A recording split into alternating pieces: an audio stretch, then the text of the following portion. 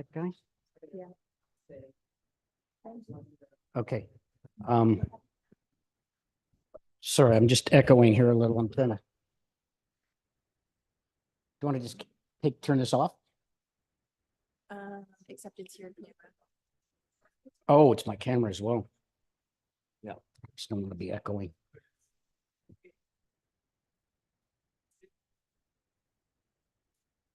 Okay.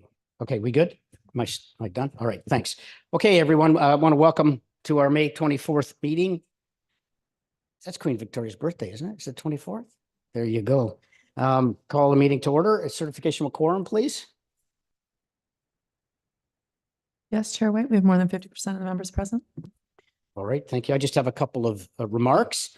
The Brantford Brant Children's Water Festival was held earlier this month and was a successful event.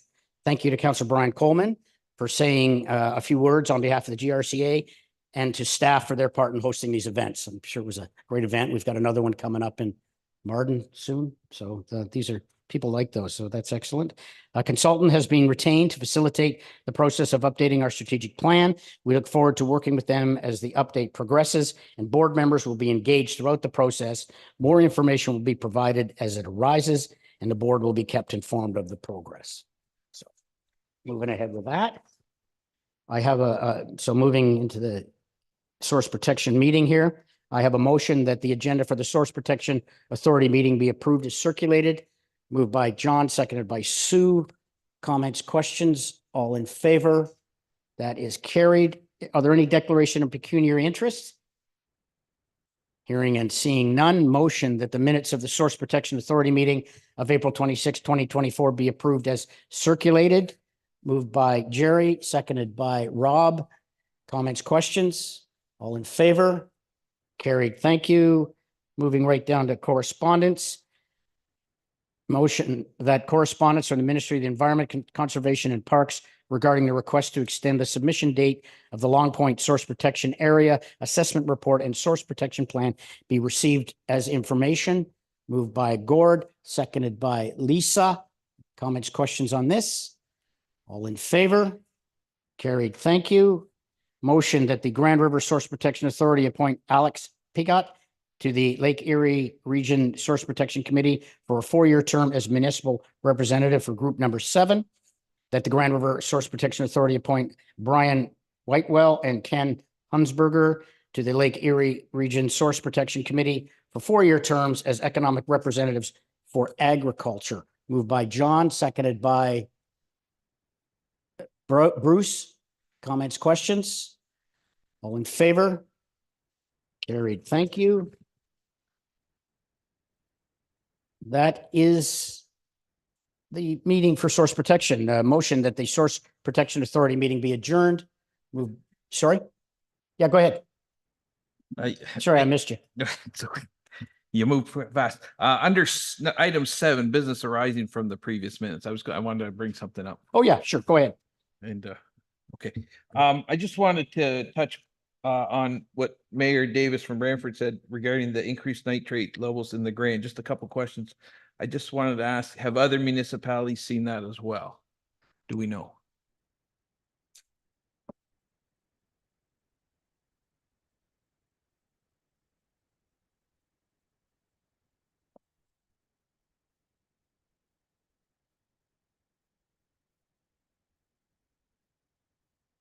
Through you, Mr. Chair, yes, the high nitrate levels in the winter season, particularly in the Grand River, has been something that the Water Managers Working Group has been aware of for 10+ years. And I know the region of Waterloo also closely tracks those levels as they do draw some of their municipal supply from the Grand River to supplement their groundwater sources. Okay, couple just supplementary questions. The causes at this point, do you suspect mostly agricultural versus, say, wastewater treatment plants? Yes, particularly at that time of year. Okay, and then the last question, in the minutes, it was stated that the matters under ongoing consideration, and then at some point you're going to have some information will be prepared. Do you have a date for that? Obviously, it's not in this month's report. When can we expect to see some information further on that. Sure. So through the chair, we are working with Brantford staff to support them in exploring this issue. And we have in our technical work plan coming up to review the most recent monitoring data and update our information. It's our intent to bring that to the water managers working group in the fall, but we could bring a report to the board earlier than that over the course of the summer, perhaps. Okay. And the reason I'm asking is that I know lots about nitrates and working on the rural water quality, and we've always tried to mitigate that. So I'm kind of surprised that it's kind of elevating. So yeah. Okay. Thank you. Okay, thanks, David. If there's nothing further, I have a motion that the Source Protection Authority meeting be adjourned. Moved by Sue, seconded by Mike. All in favor? That's it. Does anybody need a couple of minutes? I don't think so. Let's move on. General membership meeting. I'm going to call it to order. Quorum. Yes, we continue to have more than 50% of the members present. Okay, so move right down to a motion that the agenda for the general membership meeting be approved as circulated. Moved by Sandy, seconded by Sean. Comments, questions, all in favor? Carried. Thank you. Are there any declarations of pecuniary interest? Hearing and seeing none.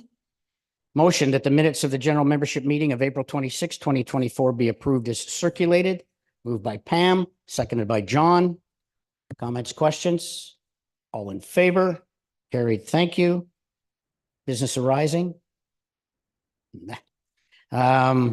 Correspondence. Motion that correspondence from Michael Melvin regarding an MZO application to the province from the city of Waterloo be received as information. Moved by Sue, seconded by Sandy. Comments, questions? Go ahead, Sandy. Do you want to? Yeah, just a quick question on that. What is our not our position, but what's our authority on that piece? Because I did get some correspondence from the residents who are on the Woolwich side of that boundary. We got you all hopping today.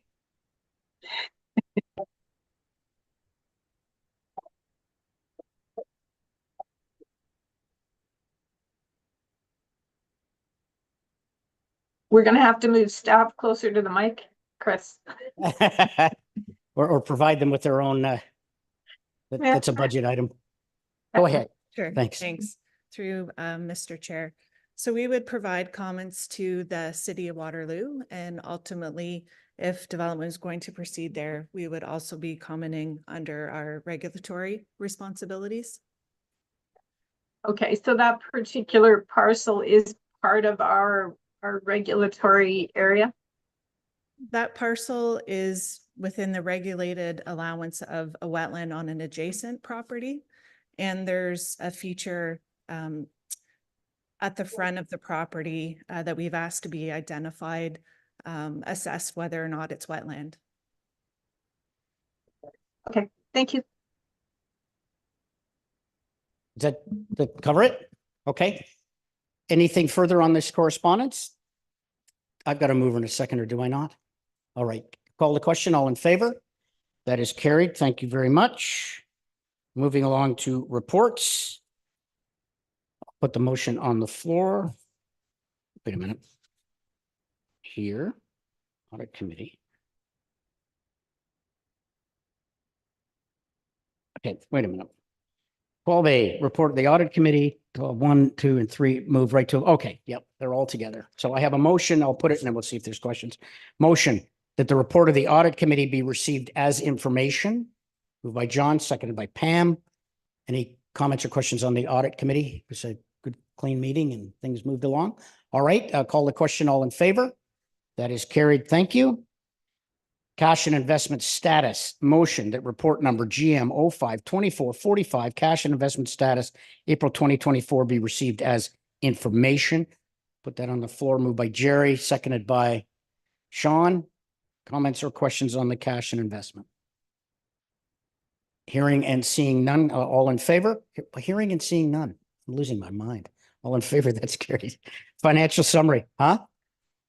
At least I caught it. That the financial summary for the period ending April 30th, 2024 be approved. A mover for that, please? Pam and Bruce, comments or questions on the financial summary? Go ahead, Sue. Oh, okay. All in favor? Carried, thank you. Minutes of the ad hoc meeting. The motion is that the minutes of the ad hoc CA Act Regulations Committee meeting held on May 2nd, 2024, and report number GM 052424, ERO posting review of proposed policies for a new provincial planning policy instrument be received as information. We'll get that on the floor. Moved by Sue, seconded by Gord. Are there comments on that? It's in the report. All right, call the question. All in favor? So good. Sue, Sandy, do you have something? Go ahead. Just a question. I'm not sure if it's this one or the next one, but as most of us or everyone around the table knows, we live in a changing environment and political environment. And so as things change, as our sort of areas of jurisdiction change, and I probably should know this, but does GRCA have the ability to be a resource commenting agency on anything that's outside our sort of prescribed areas? I'm thinking as a smaller municipality, we don't have scientists, for example, on staff, and it would be really nice to have a really solid resource to connect with. And I mean, I went through all the things we do. There's a lot of areas that we cover, but you know, can we step outside that if we needed to?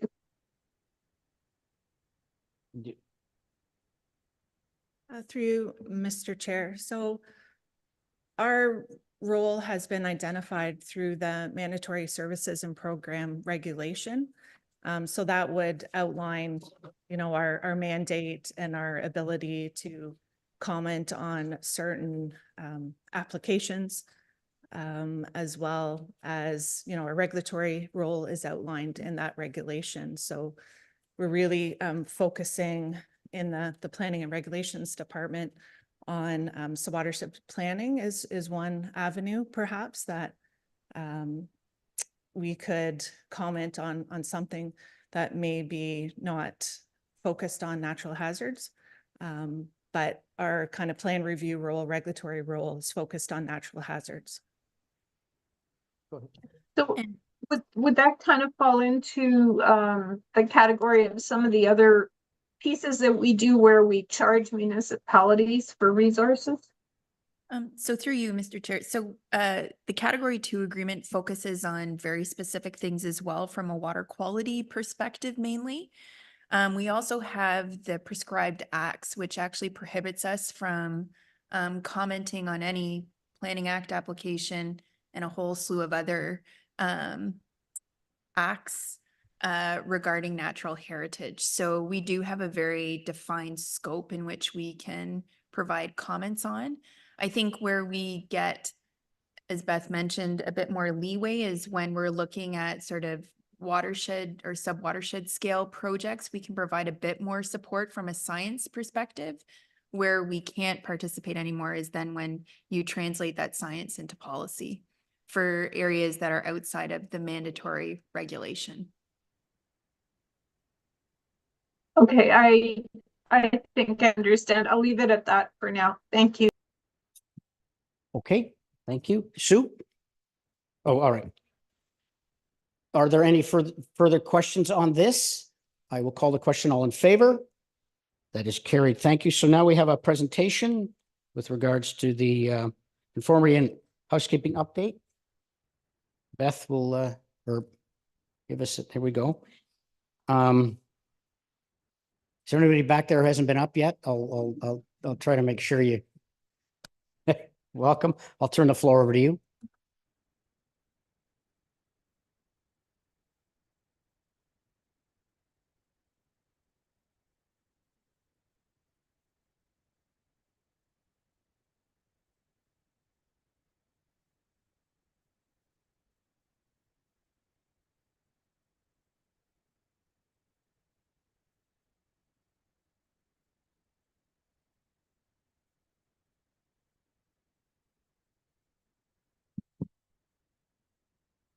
Okay, good morning.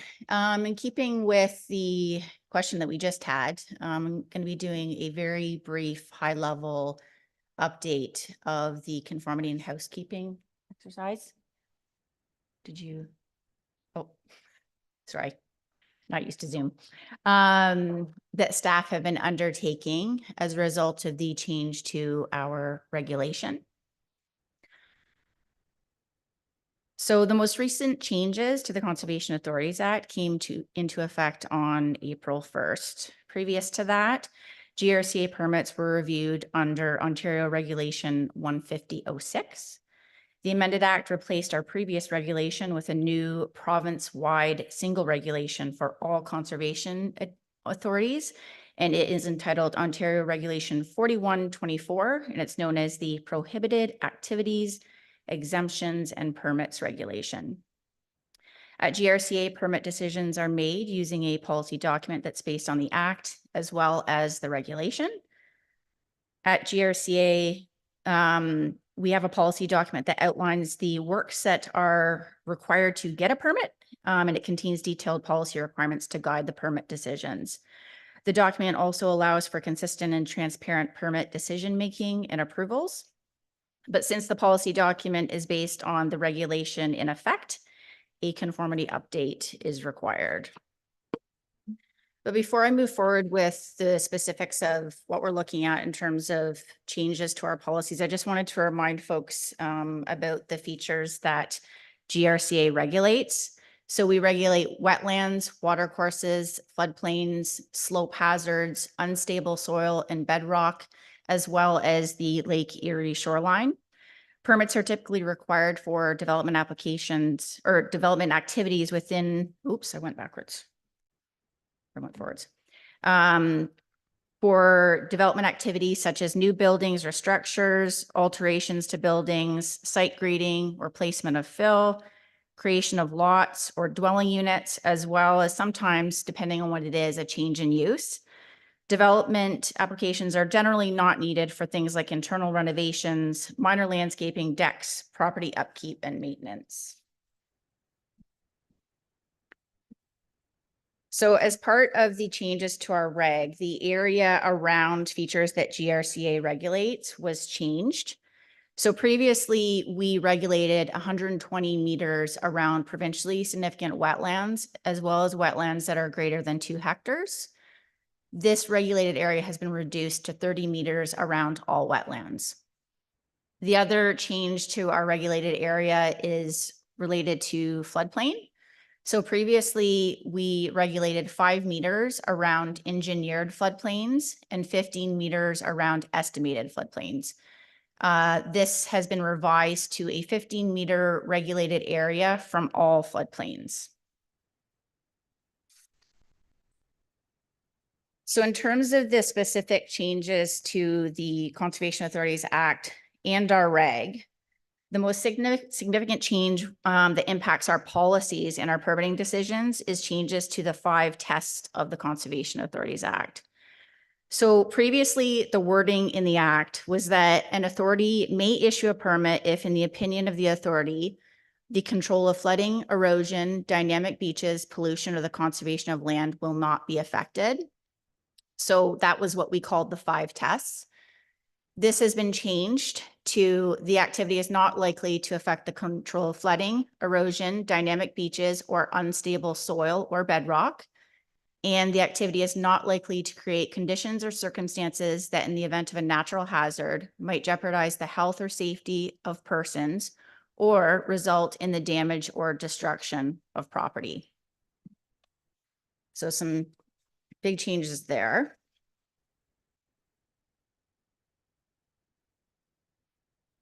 So the existing decision criteria or the tests for permits related to pollution and conservation of land have been removed and replaced with an emphasis on protecting people and property. This necessitates the removal of natural heritage and ecological related policies and terms from our policy document. The change most significantly impacted our wetland and our watercourses policies. The proposed policies have removed terms such as fish habitat and significant wildlife habitat, and terms like thermal impact related to fisheries. And we no longer list the type of wetland as a reason to prohibit development. The amended policies focus on reducing impacts to flooding and erosion, hydrologic function of wetlands and watercourses, and minimizing changes to stream morphology. So I provided an example here, a specific example of one of the policies that we are proposing to change. So I'm not going to read through this policy, but this was an example of one of our wetland policies where if you're proposing to do development within the wetland, you would need to meet all of these tests. So things like it's not part of a provincially significant wetland, there's no significant wildlife habitat, that sort of thing. And then the proposed wetland policy is on the right. And you can see that this one does indeed focus on flooding and erosion and reducing hazards. So that's an example of one of our policies that we're proposing to change. The policy document is also listed in the appendices that are attached to the staff report, as well as a table that summarizes all the changes. So in addition to the focus on flooding and erosion, new permit exceptions have also been proposed by the province. So GRCA already exempts most of the new permit exceptions that were listed under the new reg, but we have added a few new ones and we've listed those here. So reconstruction of a garage, non-habitable, maintenance and repair of a driveway, maintenance, repair of a public road, installation, maintenance, repair of a livestock watering pond. In all those cases, those exceptions would not apply if they were in a wetland. So these were specifically listed in the reg and essentially provided to us by the province as ones that must be exempted. So if you come in for one of those things, you will not require a permit.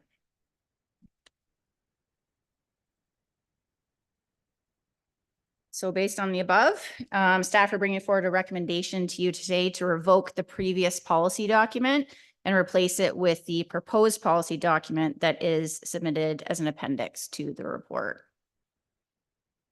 Any questions? Thank you very much. Committee. Any questions from the board on this? Go ahead. Kevin, go ahead. Thanks, Mr. Chair. What exactly, how do you define a wetland? Sorry, how do you define a wetland? Yeah, because you mentioned that Yeah. there's a lot of impacts in terms of how we assess development that's occurring in a wetland, but Sure. how do you determine what's a wetland? Sure. Through you, Mr. Chair, there is a provincial wetland evaluation system that is used to determine whether or not something is a wetland. It's primarily based on the vegetation that are present. So when our ecologists go out to delineate wetlands, when we're looking at things like permits, they mainly focus on that. So we will continue to delineate wetlands based on vegetation because that essentially defines, whether or not a wetland is present. But our focus will be more on things like water balance. So what are the hydrologic impacts to wetlands now versus the natural heritage component? Right. So in reference to, wetlands play an important part of the ecological system in the watershed. So who's going to look at things like whether it's a bog or it's a fern or it might affect fish habitat? Is anybody going to be looking at that? Or is it just carte blanche and go ahead and do whatever you want, regardless what the impact will be? So through you, Mr. Chair, the responsibility has now shifted to municipalities. So many municipalities, when they originally found out that these changes were going to be made, because these changes have been a long time in the works, they've started to onboard planning ecologists in their planning departments. Yeah, so I guess we're seeing firsthand now what the impact of the regulatory changes are that were brought forward a couple of years ago. Somewhat concerning. David? Thank you, Mr. Chair. Just a question. In this policy, the previous policy references the 100-year storm. I think we all heard that. We're doing some work on a municipal drain and it was mentioned we have to comply to something called a 250-year event. I've never heard of that until that was mentioned. Is there any talk of any policies at the GRCA level complying with the 250-year event? Through you, Mr. Chair. So there were no changes related to the storm event that GRCA uses. I have not heard anything in terms of, changes to the technical guide or anything that would require that. So not that I'm aware of. Okay, and like I said, I've not heard of it either, but then given the fact that we're trying to mitigate climate change and the impacts of that, I could see it happening, but we're sticking with the 100-year. Okay. So sorry, through you, Mr. Chair, just to clarify. So we use the regional storm event. So it's basically the Hurricane Hazel event. So it's not 250 and it's not necessarily it's 100. So it's either the 100 or the Hurricane Hazel, whichever is greater. Okay, thank you. Yeah. Carrie? Oh, hi, thank you. I was just kind of curious. So it moved from more of like a species wetland specific protection to now just looking more at the impacts to property and people. Like, is that what I was reading correctly? Through you, Mr. Chair. So the province has directed us to focus on the protection of people and property and flooding and erosion. So I would say, yes, the emphasis has definitely changed. The focus has changed. That being said, we will still be reviewing the hydrologic impacts on watercourses as well as wetlands. So there is that component that we will still be reviewing. Okay, and then sort of as a follow-up, is this required by the province, or do we still have some agency to make other changes if we decided it wasn't? Through you, Mr. Chair. So these are required by the province. So our regulation has changed. We've been given direction that we need to focus again on people and property, flooding and erosion. So that's why we have gone through this conformity update. Okay, thank you. Sue? Thank you, and through you, Chair. Just to get back to David, about 10 years ago, we dropped off the 100-year storm because the 100-year storm was happening 4 or 5 times a year. And so 250 is arbitrary, and Hazel is used quite often as well. But yeah, the 100-year storm is like every 4 months now.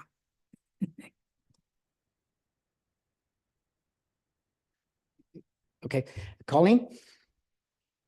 A question for clarification, actually, because you said these are regulated and now area municipalities kind of have to, they're hiring staff, et cetera, regarding these changes. Is there still, I guess, conversations that are required to happen or absolutely no, like the area municipalities have full autonomy? Are you or is GRCA involved in any of that discussion as they push for development? Through you, Mr. Chair. So similar to the question that was asked previously. So the municipalities are essentially responsible for taking care of all natural heritage related items now. So that's through the Planning Act. And if we issue a permit, we will not be reviewing for that. Is there room to discuss that? I would say no, just again, because we were given direction under the mandatory programs and services regulation that we are to focus on things that are not natural heritage. So.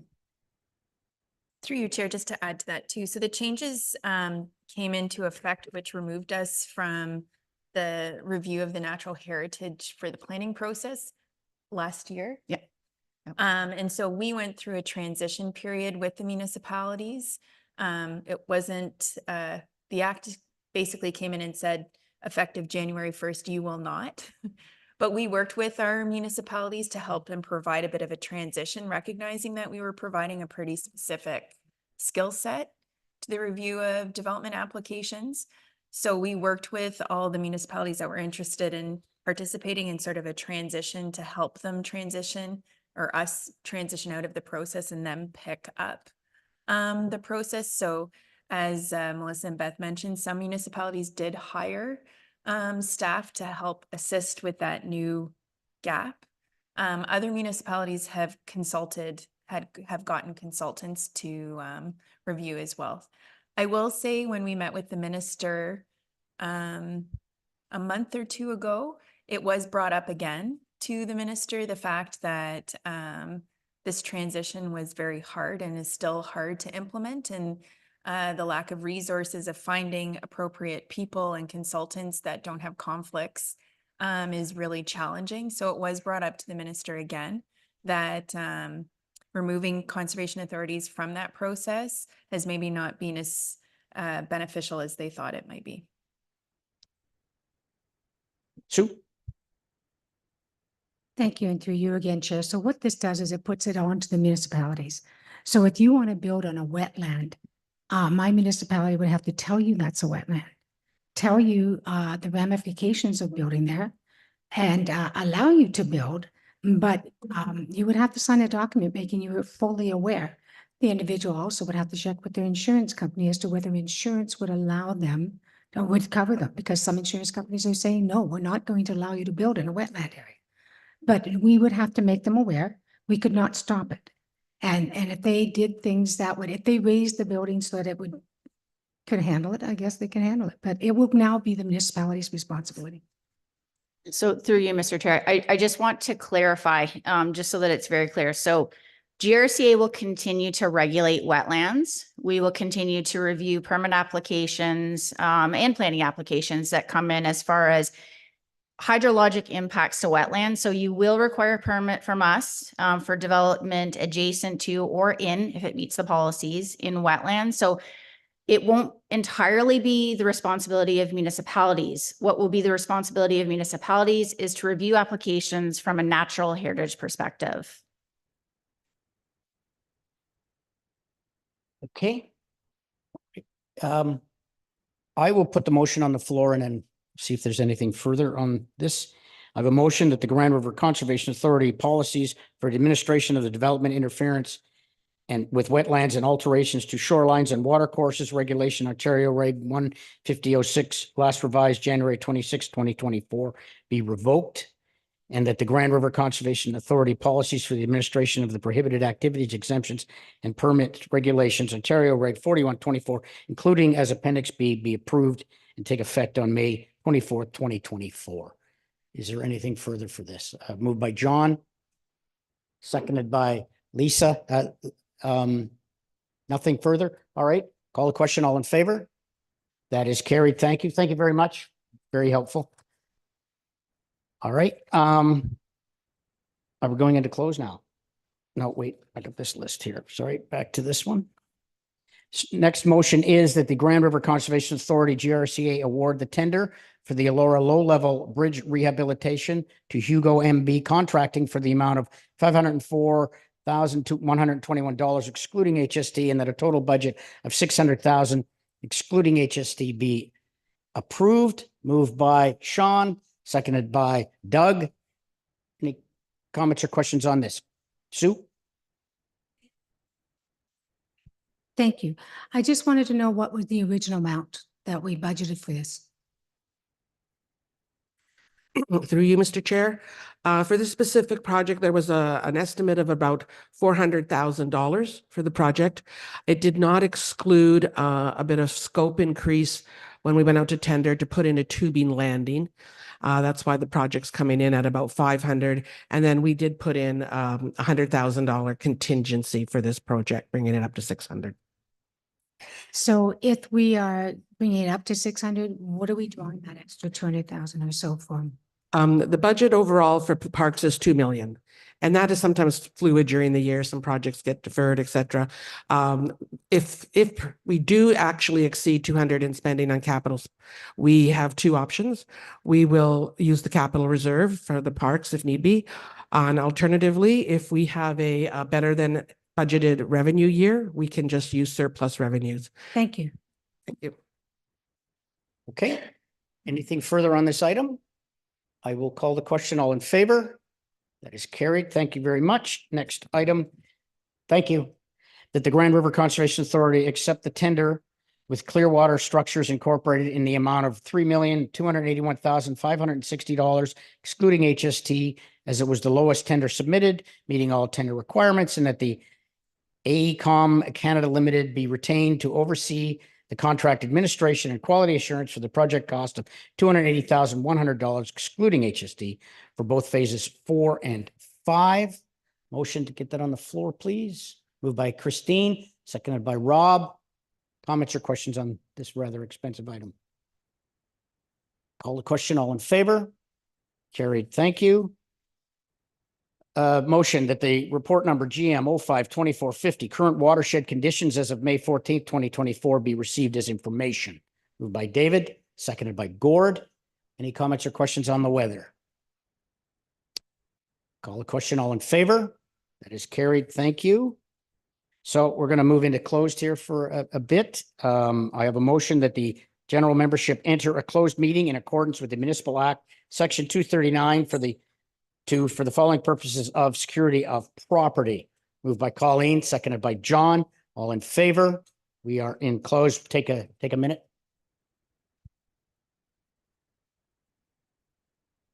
The minutes of the previous closed session be approved as circulated. Moved by Rob, seconded by Bruce. All in favor? Carried. Thank you.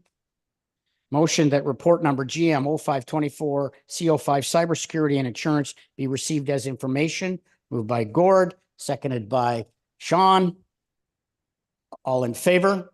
That is carried. Thank you. Motion to adjourn. Motion that the meeting of the general membership be adjourned. I was dying to get out, so I'm going to pick Guy and Carrie. All in favor? We have adjourned. We'll see you next month. Thanks for coming out.